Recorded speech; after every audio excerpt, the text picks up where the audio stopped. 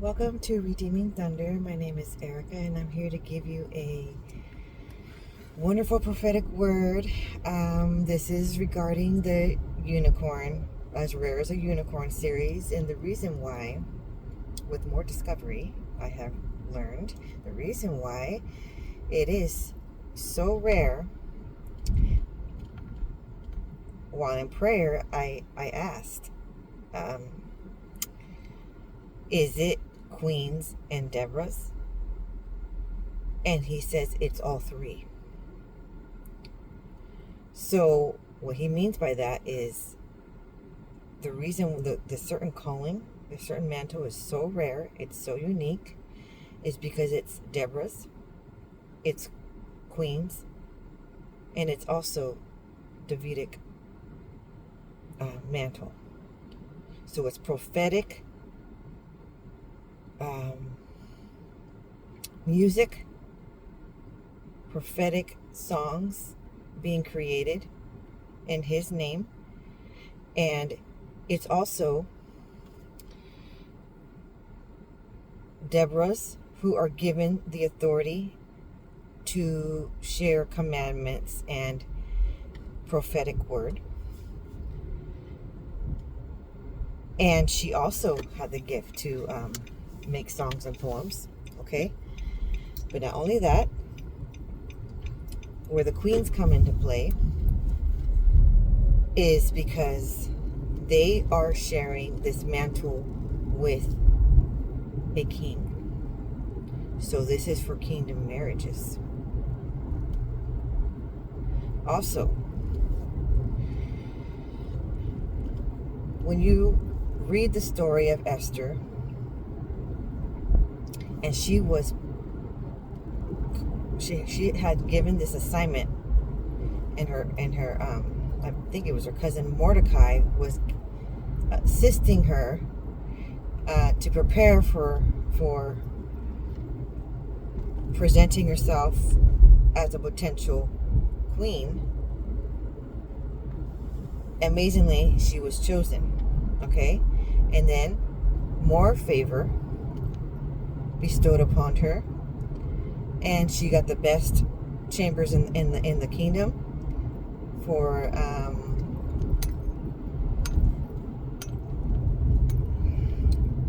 and she also was in preparation and consecration and purification for about a year. You remember that part? And she was preparing to be before the king, okay, to be chosen. And she was chosen. But then there was another waiting period of more. I mean, there's a continuous prepping, bathing in rose petals and essential oils. You know why? Because the king requires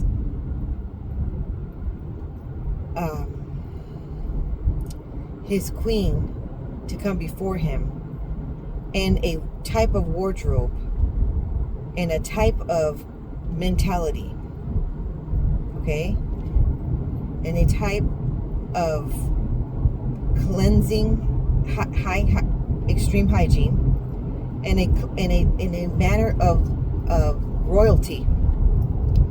And that is what Yahuah has been prepping these queens on the rise, these Esters. Why?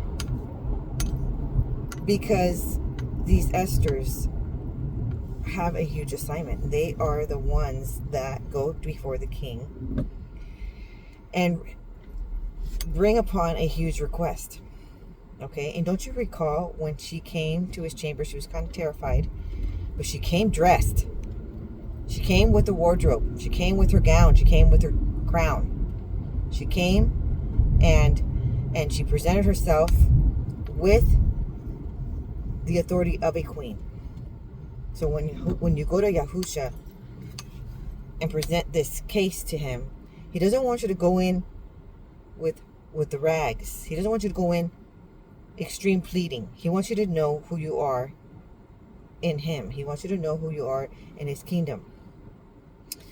And he doesn't want you to be self-conscious. He wants you to wear the wardrobe. So with the wardrobe, with the hair, with your hair all made up, no messy hair. Messy hair stands for not correctly thinking in the mind, the same way that what Yahushua is thinking of you. Okay, it's askew. So she came with her gorgeous hairstyle, with her crown, with her gown, okay, with her adorned. In this season, Yahushua keeps giving me the word tosim, which means to acclaimed, appreciation, adorn, and ornament. All right, and it all means about having many lavished attire, gowns, be of royalty. But it also means for those wives, or those who are working up to becoming a wife, or those Esters who are not married yet but are waiting for the kingdom spouse, and it's all going to come together all in the perfect timing. Part of the being adorned is not so much, it's like almost opposite. Getting dressed up, thinking that is what makes a good wife. It is how you respect your husband. It is how you allow him to have reign in the authority of the head of the household. It is how you respect him in front of other people. It is how you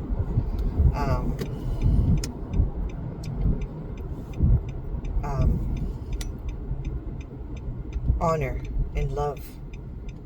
This is even for your future spouse, okay? That is what being adorned means in the internally. Okay, so besides that, if you noticed, when she came to him, to the king, he said, ask whatever you may wish, something along the lines, I will give you up to half of my kingdom if you ask. Now, that's huge. That's extremely huge, don't you think? That means that Yahuah has prepped certain women for a while now. And he is stating that he is the king. And he needs those certain women to plead and to come with that request to save certain people or even a nation.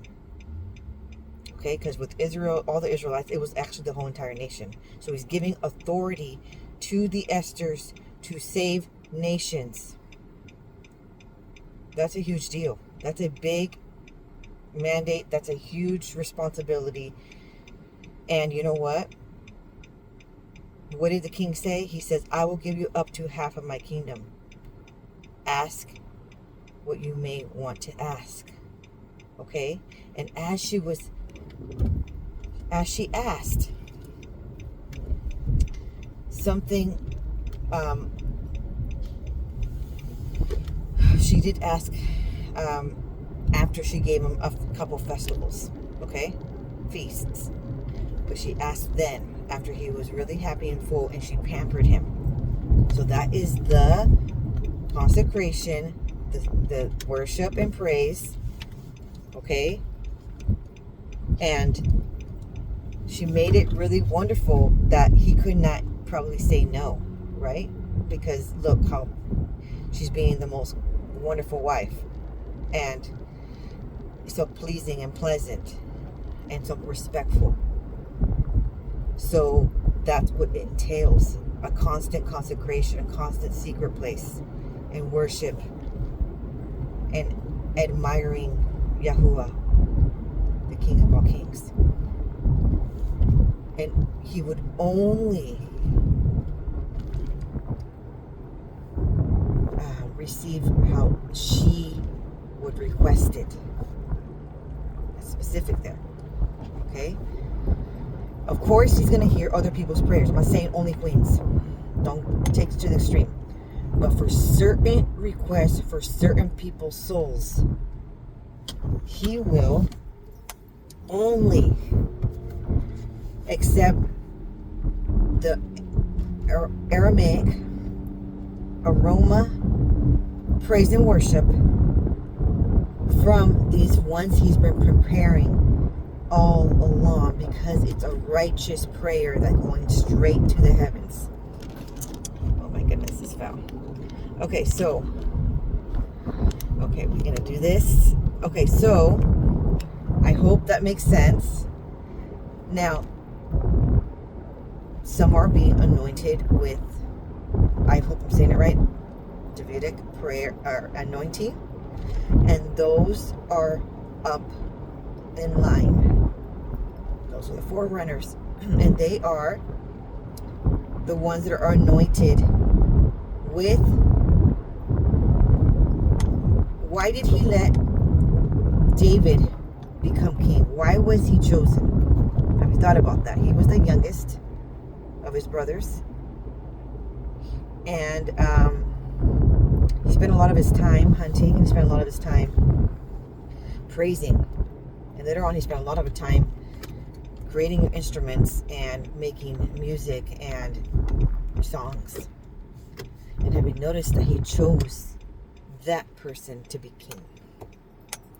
It could have been anybody else, but no, Yahushua saw the heart of a worshiper, of someone that does sporadic, spontaneous praise, okay? Who does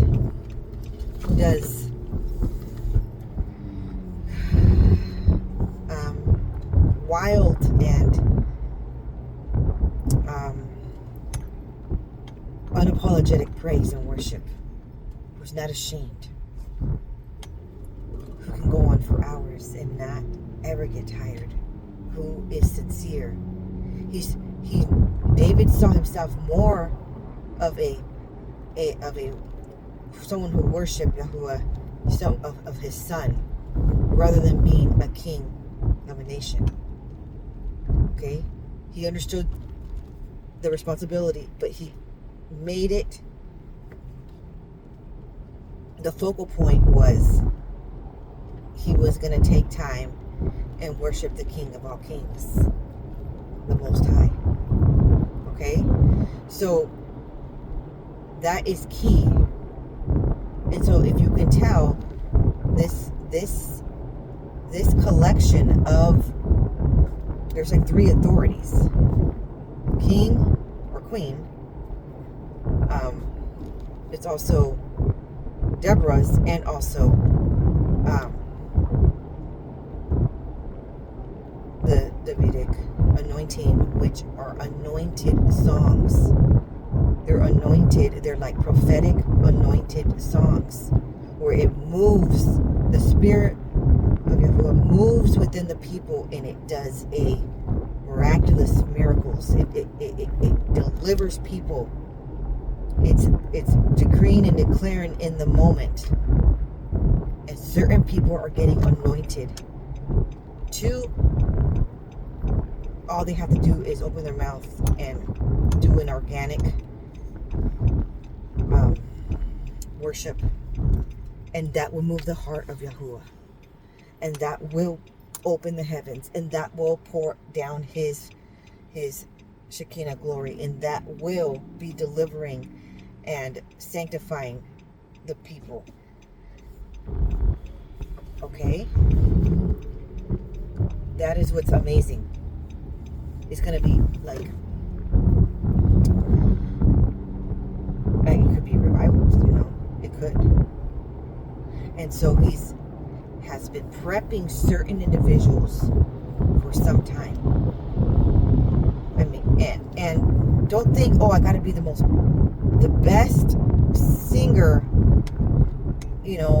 or drummer, or whatever the instrument that he tells you to do, the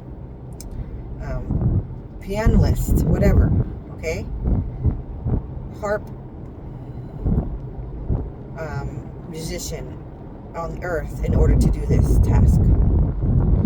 He's focusing more on the anointed voice, the anointed hands playing the instrument. That is what he's putting the focus on. Obviously, he's going to give the person some talent, okay? Obviously, he's going to give those the songs that call forth angels to assist in these deliverances, in these miracles, okay, in these signs and wonders. He's going to ignite them with these special songs. So I just wanted to explain that piece, but one more piece I want to explain was the beginning of the vision. I recall seeing 3 brides doing what looked like a poetic harmony dance routine, and then later on, that is when I saw the 3 angels standing there, and then from there, that is when I saw all of the youth from age 6 into around 20 or so, maybe a little bit older. They had their hands up, and then they did bow down at one point, and they were all humbled before the king. And it was a powerful service. It was a powerful convention.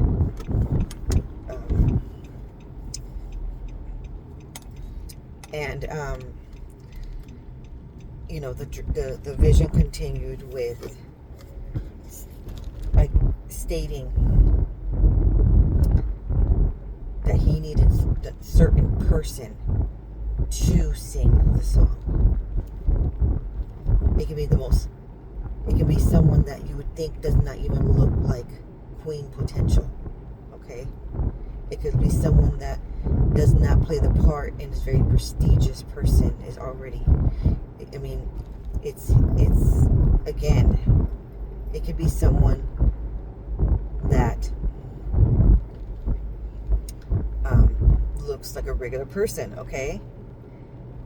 But they're carrying a certain light. They're carrying Yahushua's light. They are not self-chosen. Because if you would ask that person to do that, they would not say, cool, yes, that was my first idea. My dream of a lifetime. It would be not where they selected and ever wanted to do. David's brothers, all of them wanted to be chosen as king. They were like raising their hand. They were following. They were antsy. They were very angry that they were not chosen. And the youngest brother that was just kind of out in the wilderness and, minding his own business, that's the one that Yahuah chose. Okay? And what was ironic is the one who was sort of neglected and misunderstood. Okay, he was very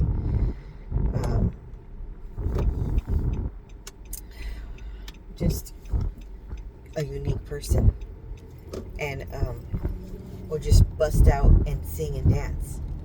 Okay, and wouldn't really pay attention that people are staring and looking at him, but they were not doing a nice face. Okay, they were judging in a malicious manner. And he didn't have a lot of close family friends, to lean upon. He just was very unique. Maybe someone say maybe odd, but you know what? Yahuah was looking at the sincere worshiper, the sincere heart, who would not put the crown to get to his head ever. He would humble and righteous. Okay? So you might think, well, I want Yahuah to choose me. I want him to think of me, to make me royalty, to put a crown on my head. Okay, so if you notice the story of David, he went through a lot, okay, before he was crowned. But I mean, he did have to slay a bear, a lion, and then Goliath. So right before a Goliath moment, okay, that's when it's like you have to achieve these certain monumental battles. And it's like in the spirit, though. In the past, it was like literally physically a giant there, okay? But now in modern times, there is we have to fight giants. And not everybody is going to put in the work, put in the prayer, put in the consecration, put in the worship, put in the on your knees for guidance. Not everybody is going to lose friends or family and want to in order to get to, like, I said not lose, but like almost like dying to self, dying to family and friends. Because you're maybe misunderstood. They're like, why are you so involved in this? Are you studying nonstop? Why are you, putting songs all the time? And why? Because people are busy hearing Rema word and they got to write it down. Okay? Why? Because some of us are driving, some of us are working, some of us are cooking, and we get a revelation. In that moment, there is a vision. In that moment, there is a word. There's an answer to another mystery. And for those that are hungry, compassionate, to deliver, to be delivered, and to help assist of others being delivered. Okay? You're going to do what you need to do. You're going to lose some sleep. You're going to be fasting. You're going to be in consecration. You're going to be busy on things that many others, they're relaxing, they're watching TV, they're, doing a lot of family events, and they're, like, not saying that's bad or anything, but where's the sacrifice? Everybody wants to probably have this level of all these mantles, and all these mantles that are given to certain people that they didn't ask. Okay? But other people that they're not getting those mantles yet. But you will know in the secret place which ones they're going to be. And you will know what it's going to take. You know what sacrifice it's going to take. Something's going to take removing toxic people from your life that you really love. But at that time, if you have them near, you're not going to be able to grow. You're going to be too busy in the problem that you're not going to be able to grow and become who you're supposed to be. You have to be willing to let that go. Maybe he's going to say move out of town. Maybe he's going to say change your job. Maybe he's going to say that relationship's not healthy. That's not for you. Are you willing to listen? Because that's what it took for certain people. It took them to continue to serve and stay on the right path, even though it wasn't the popular idea of the safe, what seems safe. It is safe because it was Yahush's plan, but for other people, it's not safe. It feels not safe, and you want to be the one leading your life. You have to understand that when you are going to answer the call, that means you have to drop off the keys and you give them to Yahushua to lead you. Okay, and you don't know what's going to happen next, and you let him hold the reins. So that's the first step. If you're willing to do that and not know, always in the know, but just let him lead, even though he says sell your house, even though he says move again and you just moved 6 months ago. Okay? Some people are not willing to do all that. I know that because sometimes I'm around people that they're like, well, again, you're going to move again? Or etc., etc. So what I'm saying is,